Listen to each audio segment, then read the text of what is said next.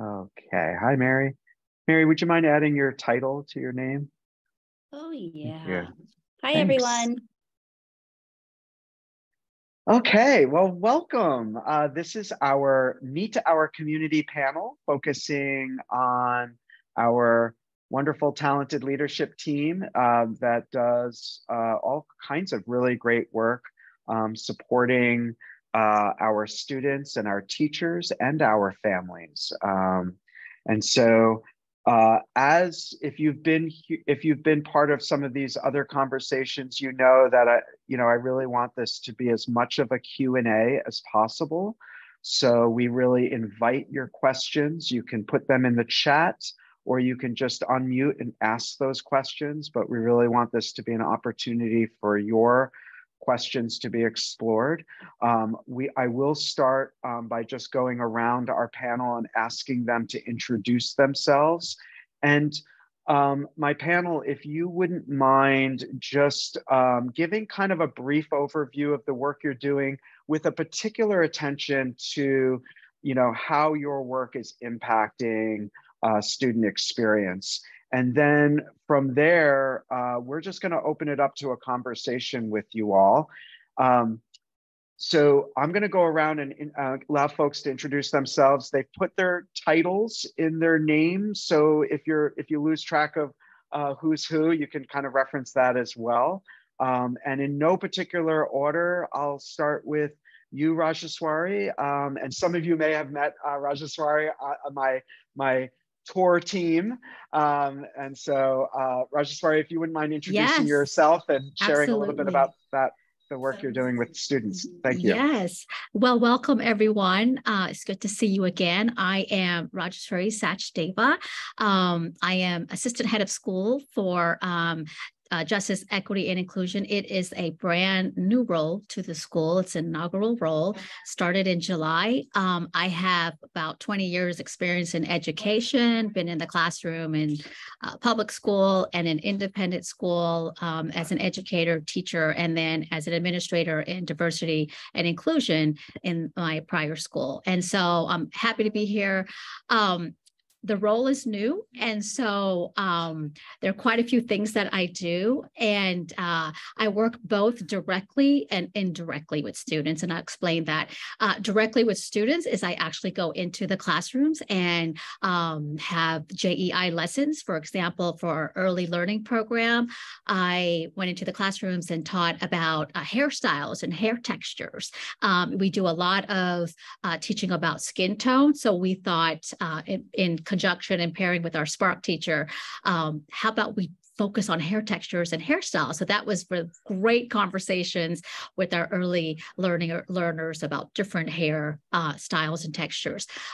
First and second grade band, I am teaching age appropriate lessons on what is racism and privilege, specifically white privilege. So I'm going into classrooms doing that and pairing up with our wonderful counselor, going into teaching microaggressions and what microaggressions are to our third, fourth grade band. And then in fifth grade band, I, along with another teacher, have taught a 6-week book club on Tiffany Jewell's This Book Is Not Racist, Anti-Racist. So it was a great 6-week of discussions with our fifth graders and just getting to see how they speak up about these topics was really amazing. I'll also be working with fifth graders in their immigration unit as well. As far as working indirectly with students, I also work with our staff and I work with the broader community in bringing opportunities for the broader adult community to get together. For example, with families, we have JEI lunches in which I hold lunches for particular groups in the community, like BIPOC, parents of neurodivergent children, queer families, single parent caregivers, as well as multiracial. So we have lunches and we talk in groups, and this is where families get to know each other. We also have affinity spaces for our families. We have affinity spaces for our staff. We do book reads. I also another way I work directly with the students is providing opportunities for service learning and our service projects, and that is partnering up with our local community members. Three of the ones we have Wellspring, Lighthouse for the Blind, and Recovery Cafe. So that's some of the things that I do, and I'm going to stop it because I can go on, and I know you have questions. So sorry. Thanks, Rajeshwari. I'm going to pass it to Elizabeth, if you wouldn't mind introducing yourself. Yes, hi everyone. I'm Elizabeth Hurd Hudson. I am Assistant Head of School for Curriculum and Instruction. I've been an educator for over 20 years, some of the time overseas in international schools and the other part of the time in Seattle. The way that I impact student experiences mostly through my work with teachers and supporting teachers through curriculum development, curriculum review, coaching, helping to troubleshoot around students in different ways. So general program development and program support. Thanks, Elizabeth. Hi, Diane, if you wouldn't mind introducing yourself. For sure. My name is Diane. I am the Director of Auxiliary Programs at Giddens, and that means everything kind of outside of the school day. So the extended day program, which is fully included in tuition and runs till 5:30 every day. Day camps that we offer for in-service days for teachers. We also have 2 week-long camps in the school year for midwinter break and spring break. And those day camps are an extra charge for registration. And then I also am the summer camp director. So we have a very exciting, robust summer camp at Giddens. There's usually about 120 kids here in the summer, which is awesome. And I also do just lots of other random things around the school. But as far as student experiences, definitely the after school time is such an important time in a kid's day. You know, they often have used up a lot of their energy to learn. And then they have some physical energy to process through, or maybe some hunger. And also making sure that our activities and lessons are related to the school day. We are integrated into our Spark units, which are thematic units of study that kids are engaged in like a 6 to 8 week cycle. So we do a lot of scientific investigations in extended day, lots of art, and a lot of social emotional learning as well. And if you join our call tomorrow, you'll get to meet the amazing team that Diane put together of extended day teachers. So I hope you'll join that call and hear the really great work they're doing with our kids every day. Hi, Mary. Hello, everyone. I'm Mary Louise. I am a collaborator with both Rajeshwari and Elizabeth. I am an assistant head of school, also in curriculum and instruction. So to just add on to what Elizabeth already described about our work, as we support the teaching and learning at Giddens, we're always thinking about supporting our teachers to create those meaningful student experiences and, refining our toolkit to be attuned to culturally responsive teaching practices. And of course, differentiation, making sure that all students get what they need so everyone can get an equitable experience. I think another component to our job that is really fun, the work is also with you, with families. So as things come up for you, we are your go-to people when you have questions about our programming or your students' personal experience. We're here to thought partner. Thanks, Mary. And I want to reintroduce you to Sue Mall, who is our interim head of school. Many of you may have met Sue if you visited for a tour, but hello, Sue. Hi, Ken. Thank you and welcome, everybody. Thanks for taking the time out to learn more about the program. In terms of my work, the majority of my time is spent supporting the leaders on this call. So when I think about my direct impact with students, I get to describe sometimes the best part of my day is recess duty. And I share that because, like Diane, A lot of us step in when needed. We're a small community, and the gift of that is that we're all involved in the full day of educating kids. So thanks for coming. Look forward to hearing your questions. Thank you, Sue.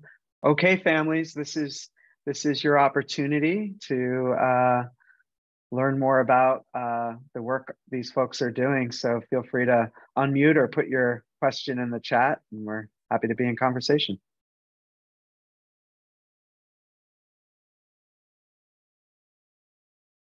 I guess I have a question. Can you guys hear me? So how does how do you all as sort of a faculty, as a team, sort of work together to plan sort of the curriculum for the, for the year goes on, but also how do you sort of, do you guys maintain a sort of a level of flexibility to sort of change and pivot as things come up, or as new interests pop up, or other things that might come in the news, for example? Or how do you guys approach that?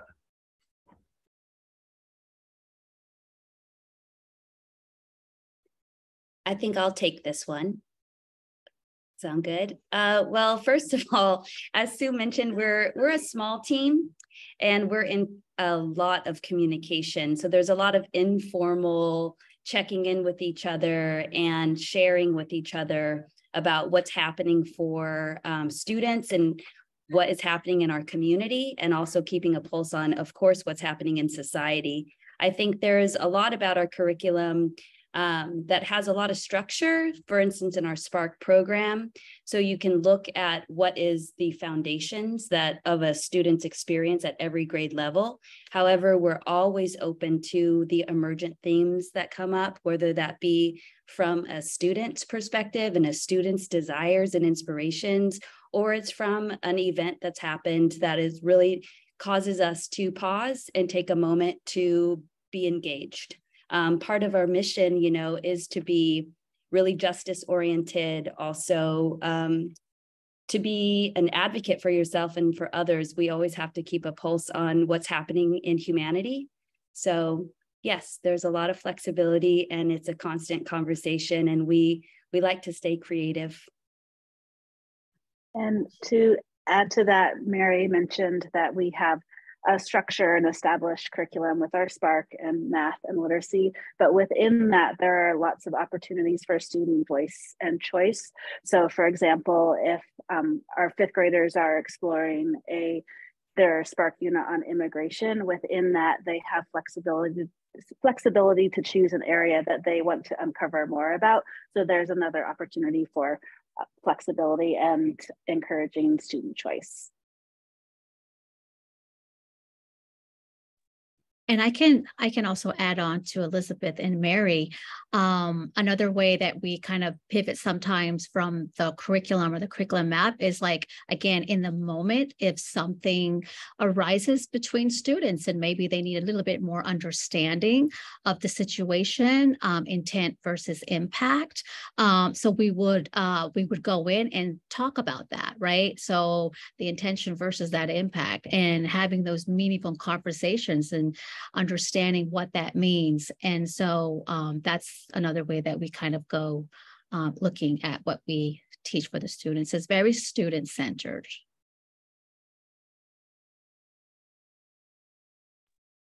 Thank you.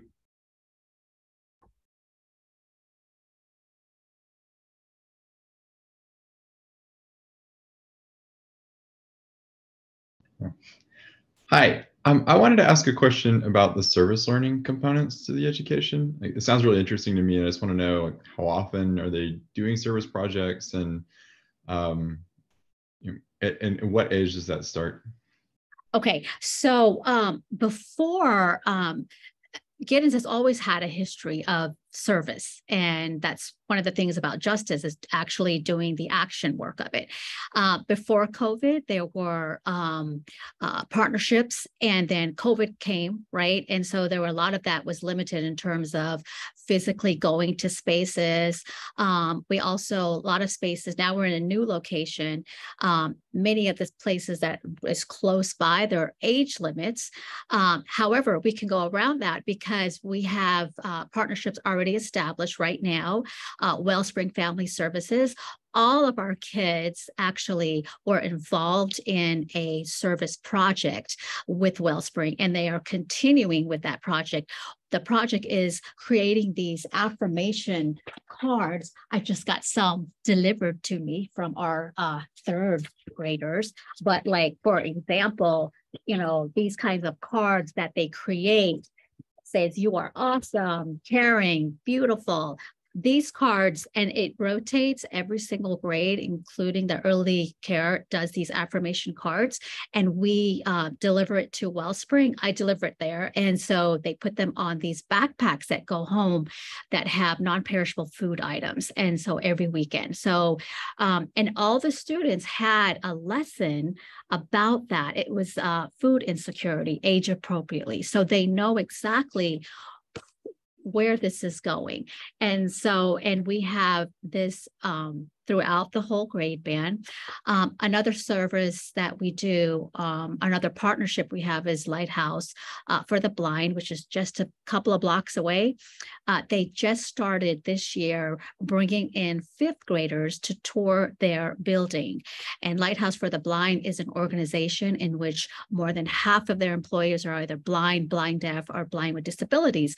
And so they usually have fifth grade tours for Seattle Public Schools, but I call them up and say, "Hey, you know, we're not Seattle Public School, we're Giddens, we're just, you know, a few blocks away. Can you see our fifth graders?" And they said, absolutely. So we took the fifth graders there for a field trip. They learned all about it and was so amazed of what they were able to do with those disabilities. And so what we do is each one teach one. So those fifth graders came back and they went to the preschool and pre-K classrooms, and they paired up with a student, and they shared what Braille was and how you can read if you can't see, because their unit was lightness and darkness. So our partnerships have to have some kind of connection, so that way the kids really learn it. And so every single year, our current fifth graders will go to the Lighthouse, and they'll come back and they'll teach it to the early. So at some point, those little ones will be fifth graders, and maybe they'll remember their experience, you know, maybe not, but hopefully they do. And then Recovery Cafe is something that's brand new. It's an ology class, which is kind of like an not an ology, it's actually an extended enrichment, like an after-school activity. One of our teachers, our learning specialists, decided to team up with Recovery Cafe, and the students are baking cookies. We have an amazing kitchen. If you saw, remember the tour, they bake cookies from there, and they put them in little packets, and those cookies have little affirmation notes and will be sent to Recovery Cafe. What we're hoping with Diane's help is that we will bring that into an ology, and so that all students who want to participate within the school, and it's not an after-school enrichment class, but they could do it within the school. So that is what we're working on for that. So I hope I answered your question. Elizabeth, I'm wondering if you would explain what ology is. Yes. So ology is something that the school developed a couple of years ago, and it was a way to bring the idea of enrichment or the idea of electives into the school day. So our kindergarten to fifth grade students have ology once a week, and those classes have a lot of different focus areas, anything ranging from identity with a focus on gender to arts, fiber arts. Rajaswari mentioned that she did a book club on how to be an anti-racist. We had an ology about the Seattle music and the important figures in that. So it's really an opportunity for students to dive deeper into a certain area. Our third, fourth, and fifth grade students usually get a choice in what they take, and our kindergarten to second grade students also rotate and have different options available to them. So that is ology in a nutshell.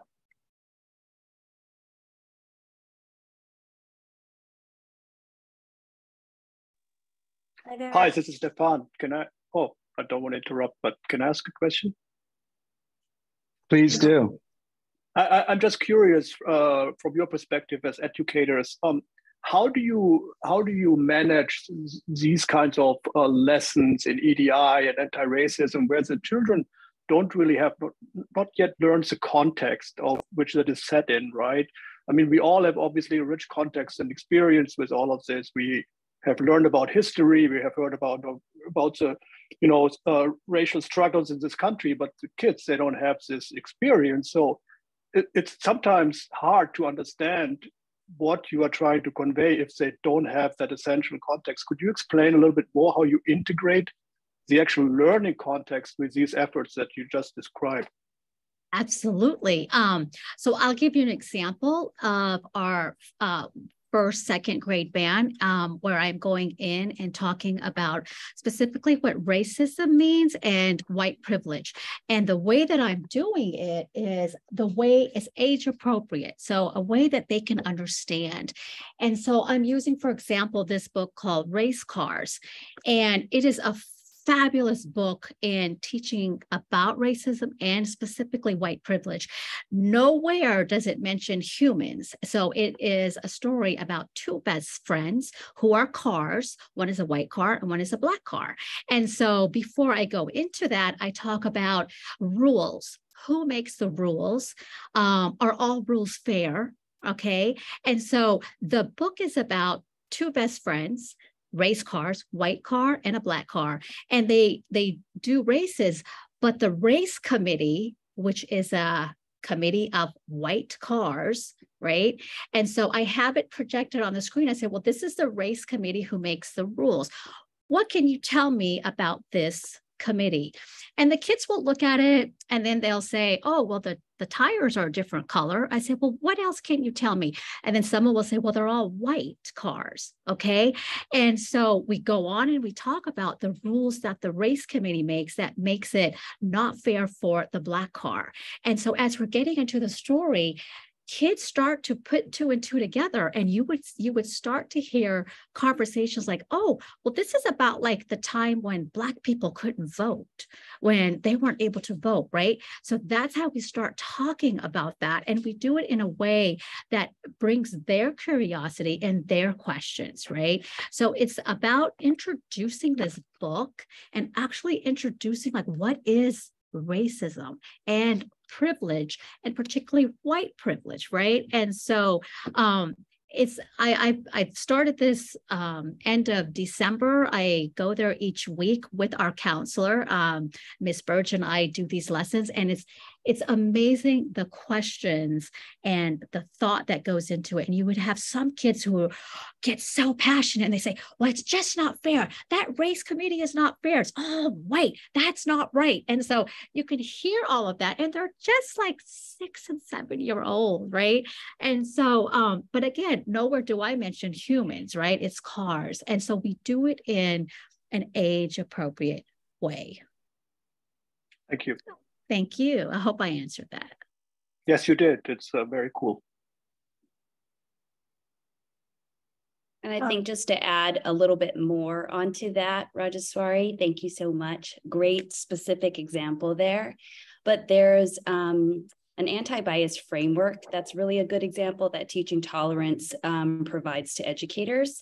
And so that's really a way for educators to work together to look at what is developmentally appropriate in terms of providing educational experiences that build off of each other, using sort of like habits of mind. So what anti-behavior or anti-bias behaviors and attitudes and mindsets would look like at every different age level.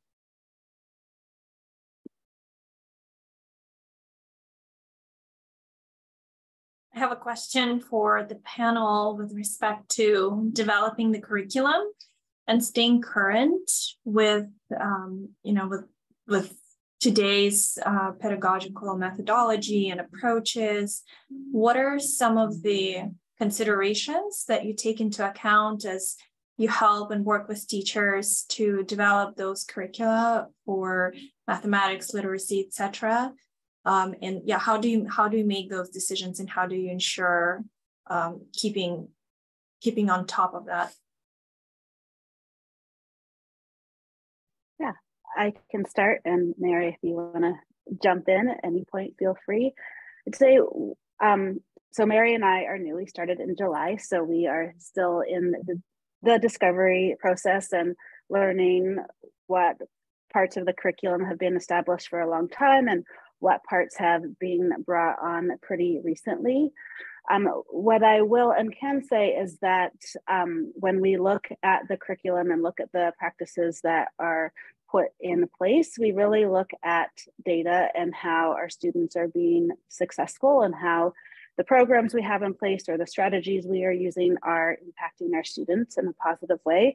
And we have lots of different ways to gather that data, whether it's informal classroom observation data, whether it's our assessment data. Our fourth and fifth graders take a standardized test. That's just a way for us to have another check on our program. So using that data to look at how effective our program is being. A recent example is our math program. This year, the fourth and fifth graders have been piloting a new program called Illustrative Math, and that came out of looking at the former program and looking at how it was impacting student learning and realizing that we needed something a little different to meet the needs of our fourth and fifth graders. So that was one that a decision was made to bring on a new program. Mary and the teachers and I are also listening to podcasts and reading articles and keeping abreast of what is going on in the educational world. And that's another way that we bring in new practices and stay current.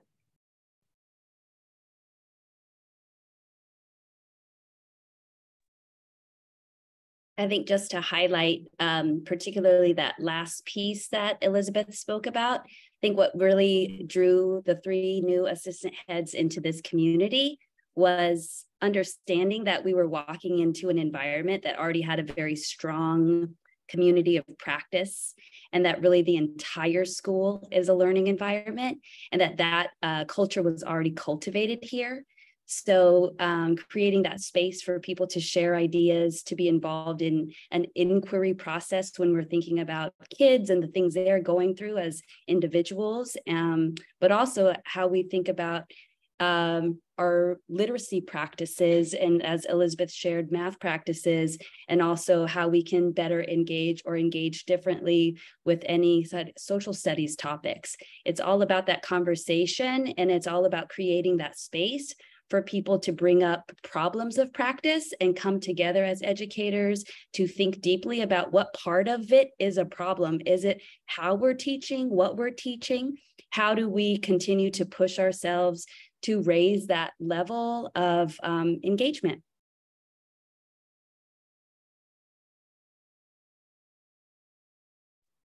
You mentioned community a couple times in your response right now, and I think about, when I think about community, I think about it in extension to the families as well. And so I'm curious about how the curriculum is, how are parents involved or caregivers involved in the curriculum? How are they informed of what's happening in the curriculum? And how does that, I guess, unfold at Giddens?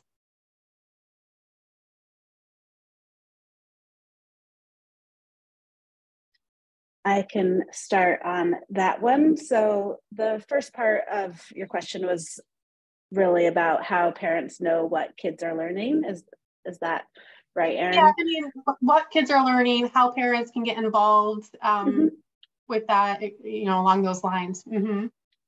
Yes, so a big part of that is the communication piece. Teachers send out a Friday newsletter each week talking about some of the highlights of the week, examining different parts of the curriculum, different parts of the subjects, math, literacy, Spark, which includes social studies and science, sharing a little bit about what was covered that week. And one of the most important things, and that I really love about those newsletters, is that teachers include questions that parents can ask of students to really help connect the home and school environment. So that's one way.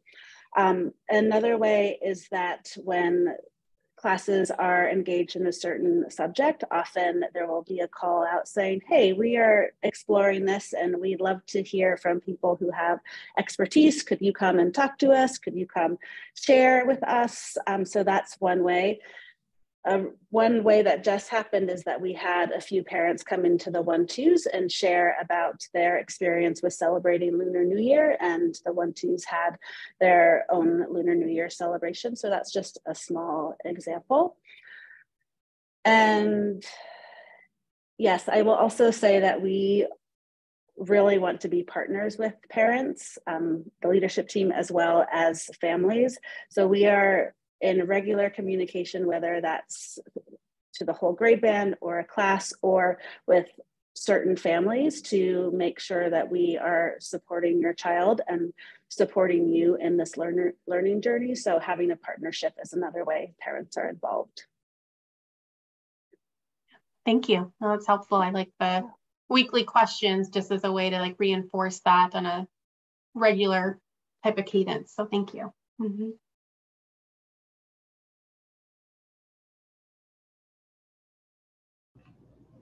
Hi, since this is a leadership team, I had a question about how do you manage like your own staff and faculty community? Like, how do you stay connected? How do you stay in step with each other? Because I think that's really important in creating like a strong pedagogical, community and experts and professionals. I'll start and people can add on. Mary mentioned how we're in proximity to each other. The other gift of a small school is that we are all here in the building. Ken right now is just about 15 feet from me, and Mary and Elizabeth on the floor before.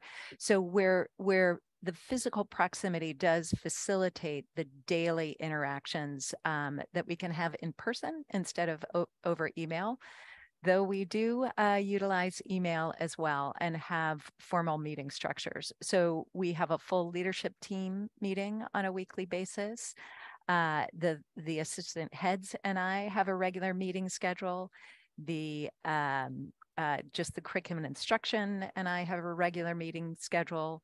The assistant heads of school have a regular meeting schedule with the teachers, and those meetings range from being in talking about specific details about the program, or they may be at the 30,000 foot level of thinking about philosophy and how does that philosophy play into those details of the day. So it's just a regular cadence of interactions, and both intentional and as needed. Anything to add to that? Yeah, we also have those weekly staff meetings for all staff. That's 3:45 to 5. So that's the time that we can connect on certain topics, explore other areas, talk about what we're doing in the classroom, bringing in new ideas. So that's something that's there as well. And we have in-service days. That's a full day of connecting amongst ourselves in various topics and professional development.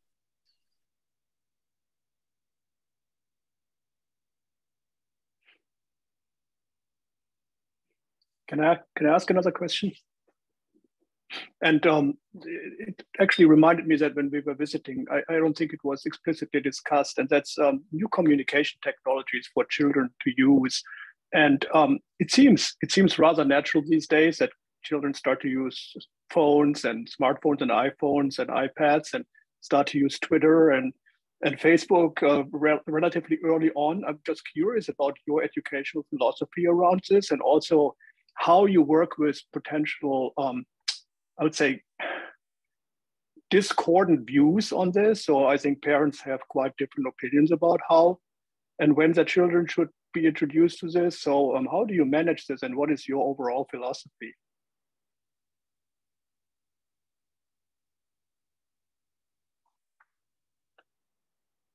I can speak to that a little bit, I feel. We do have a technology specialist at the school who works with teachers in making sure technology is working and also being used in really unique and creative ways to create, you know, lots of different things for kids. I am not being very clear, but he works with teachers to make sure that different programs are being used and helping teachers teach kids not only curriculum through technology, but also how to use technology. We have lessons at the beginning of every year about technological citizenship and agreements on how we use technology. You know, a lot of reflecting on how powerful technology can be. It is important that kids learn how to type, that they learn how to navigate the internet, how to search for things in a way that's going to get them answers that they want. There is literacy related to technology that is necessary for kids to be successful in middle school and in life. However, that's different than seeing a kid be on an iPad just poking buttons. So it's more of an intentional approach of teaching kids not only how to use technology, but why we use it and to be mindful users of technology. That being said, we try to get kids face-to-face as much as possible. We like them to use pencils and paper because of fine motor skill development and the brain connection that happens when you're using your hands to write. But we do have a one-to-one program for Chromebooks in, I believe it's K through 5, or is it just 1 through 5? Does anyone remember? 1 to 5. I think it's, okay, 1 through 5, sorry. So kids are able to use devices, and a lot of them create presentations using different systems or write books. They're able to explain and express how they have learned something or to convey information, to show their learning, to show their knowledge in multiple ways, which creates some student voice and choice as well. That being said, like as far as like entertainment things, we try to limit screen time as much as possible, but there might be the rare occasion when there's a classroom celebration that they might have some screen time just for fun. Yeah, thank you.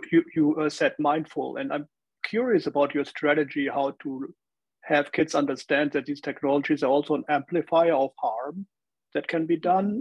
You know, if one kid says something to another child, that's a one-on-one interaction. If a kid puts something on Facebook about another child, that's quite another thing.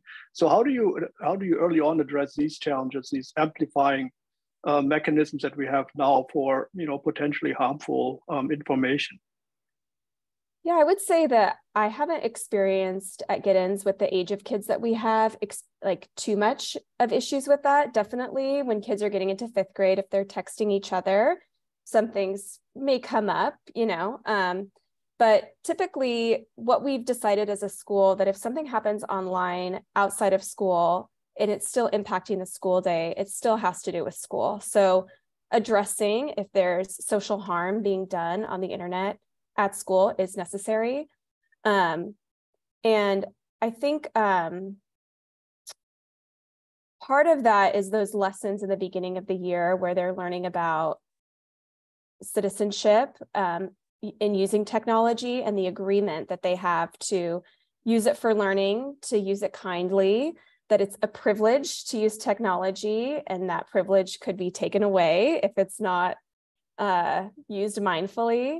And I think some of that is also embedded in social emotional learning lessons that we have, you know, like just learning about the impact of what you do, building empathy, understanding how it might feel for someone else, and also knowing, you know, like you said, if you say something to someone's face and you see their reaction, that might feel a certain way. But if you send it and you can't see their reaction, it might not feel so bad. So getting them to practice, you know, learning that the reaction is still going to happen whether you see it or not. And those types of things are just learning processes that start young. But luckily we haven't had much of that. And there isn't really a way for kids to communicate with each other on any systems that Giddens has technologically. This would be like if kids have their own phones or access at home to technology. Yeah.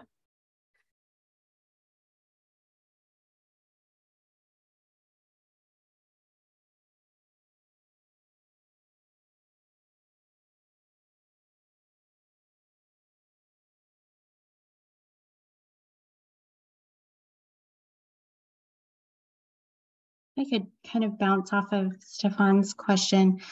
The elite educational institutions like this one have a broad range of students coming from different socioeconomic backgrounds.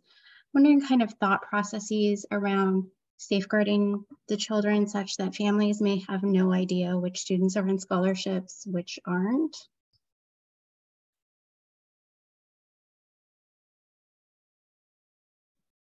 Sorry, Angelica, was it a question about privacy related to families that are receiving financial aid and how that is known across the community? Is that the question? I kind of assumed that, Ken. So if my assumption there is wrong on that one, it was more along the idea of, you know, the question just posed earlier was kind of around safeguarding interactions between the children.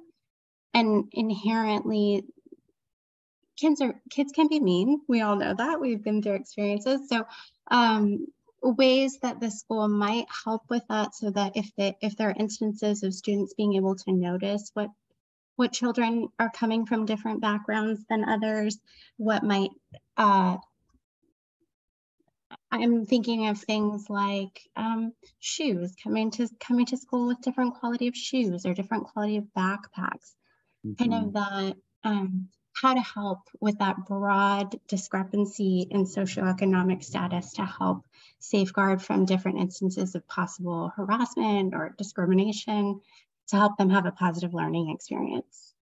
Thank you for clarifying. Yeah, does somebody want to take that?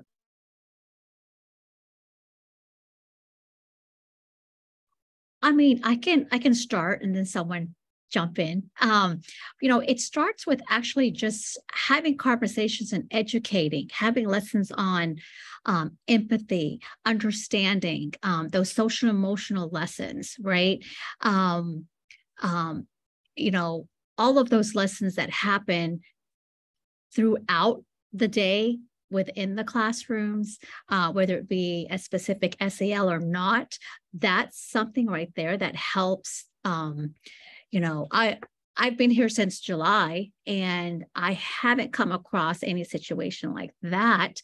But I think it's just embedded, like how we teach about being kind. And that's the one thing, is that kindness and those social emotional skills of empathy, compassion, and not really, you know, seeing who has what and who doesn't have what.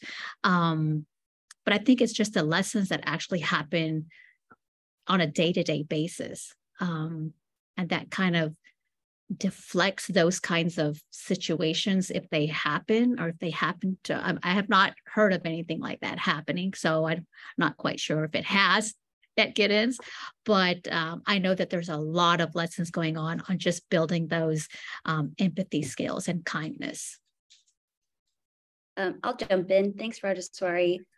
So I think your concern is so interesting, because it is true. There is difference among us, and there's difference among our students, in our families, in our community. And if you look at it again, going back to sort of those anti-bias mindsets and practices, then you teach kids all along the way about diversity, about equity, that people are in different places, people receive different things according to what they need. At least that's what a more just, more fair society is. There's so much work that's done at this school, and you can see it all around, just walking through the halls. There's so much work about identity. There currently all around the school, you see images of families, you see timelines of first graders and second graders. So you get an insight into individuals' lives and world views and perspectives. And I think as you cultivate a community from the moment they get here, preschool or pre-K, maybe K, that is a consistent focus. It's almost like the soul of Giddens School is really understanding who we are as individuals and who we are together. And that is what connects us, right? Is like everybody understanding the differences and the nuances and how we can be stronger together by building the skills for compassion and understanding how to advocate for those who deserve the very same opportunities or the things as anybody else. So I believe the work that we do around identity and diversity and advocacy create an environment that if something like that were to come up, kids would work together to solve that problem and take on the different perspectives to understand maybe the unintentional impact of that slight, that comment, that microaggression. And we would all work together as educators and kids and families. Actually, we'd call you into the conversation too. And just to give you a small example of how we are in conversation with kids about these kinds of things. In the fall, I was in a kindergarten music class and a child was on a plan where he was receiving dots for a variety of reasons. And one of his peers said, well, why is he getting dots? No one else is getting dots. And the music teacher paused. It was a really beautiful moment. And she wrote down equity and she wrote down equality. And she said, equity is when everyone gets what they need. The student is having dots because they need those dots. And she pointed to me and said, Elizabeth is wearing glasses because that's the tool she needs to help her see.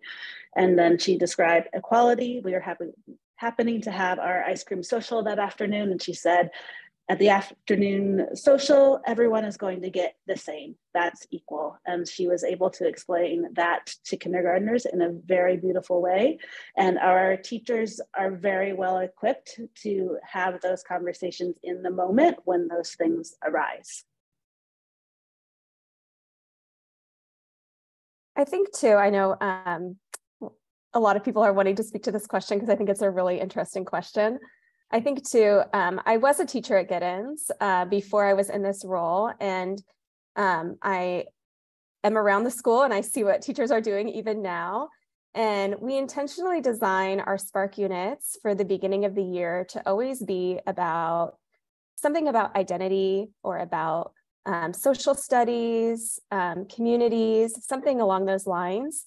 So that in the beginning of the year, when students are first coming in, they're doing a lot of work and thinking about who they are individually and who is in their class and how to get to know them. So whether it's pre-K students doing a unit about homes and learning about different types of homes that kids live in and sharing what type of home do you live in and who lives in your home, and how do people live around the world, or whether it's about families, who is your family, who lives with you, do you have 2 houses, do you have 3 houses,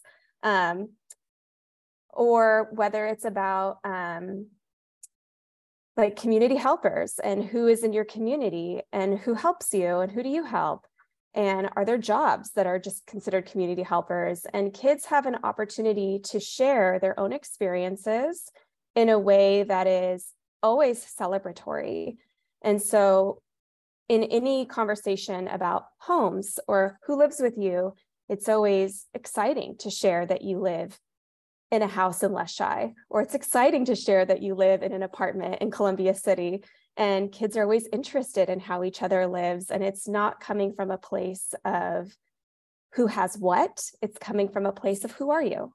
And I think that that creates a tone for the year and for the school culture as a whole, where we all know that kids have different experiences. We all know we live different places. We live with different people. Some kids are super jealous that some kids get to live with their grandparents, you know? and jealous in a way where they, like, you know, they think it's cool. So I think framing all of those differences as beautiful and as celebratory and a way to express yourself and be and belong is a proactive way to address that potential problem.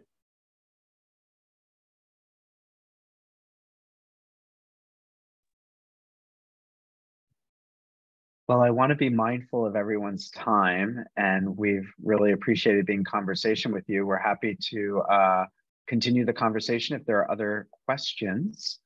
Otherwise, we'll end the call. And I know a number of families had to drop off for other commitments. Well, thank you very much. Really appreciate it. This is, again, we will continue to open ourselves to be in conversation with you as you continue to explore school communities for your family and for your child. So please stay in conversation with us and have a great day. And hopefully we'll see you tomorrow for our next conversation. Take care, everybody. Thank you so much. Bye. Thank you. Bye. Thanks so much. Goodbye. Bye.